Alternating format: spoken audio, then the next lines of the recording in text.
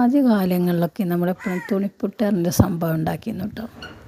അന്ന് ഇതുപോലെ തട്ടുകളൊന്നും ഉണ്ടായില്ല ഇങ്ങനെ ആവിക്ക് വേവിക്കാൻ. അപ്പോൾ എന്ത് ചെയ്യും, തുണി കെട്ടിയിട്ട് നല്ലൊരു വെള്ള തുണീൻ്റെ കഷ്ണം കെട്ടി ഒരു ചെമ്പിൻ്റെ മുകളിൽ നന്നായിട്ട് വലിച്ച് കെട്ടും.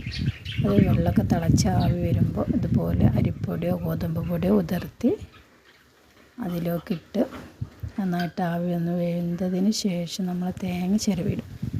നമുക്ക് പപ്പടവും പഴമൊക്കെ കൂട്ടി കഴിക്കാം. ഇനിയിപ്പോൾ അങ്ങനെ ഒന്നുമില്ലാത്ത അങ്ങനെ കഴിക്കാം.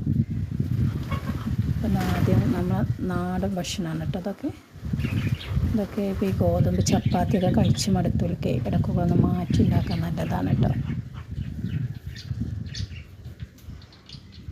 ഇതുപോലെ രാഗിപ്പൊടി കൊണ്ടോ ഗോതമ്പ് പൊടിയോ അരിപ്പൊടിയോ നമ്മൾ രാഗി സേമിയനുണ്ടല്ലോ അതൊക്കെ ഇതുപോലെ ഉതിർത്തി വേവിച്ച് തേങ്ങ ഇട്ടിട്ട് കഴിക്കാൻ നല്ല ടേസ്റ്റാണ് കേട്ടോ.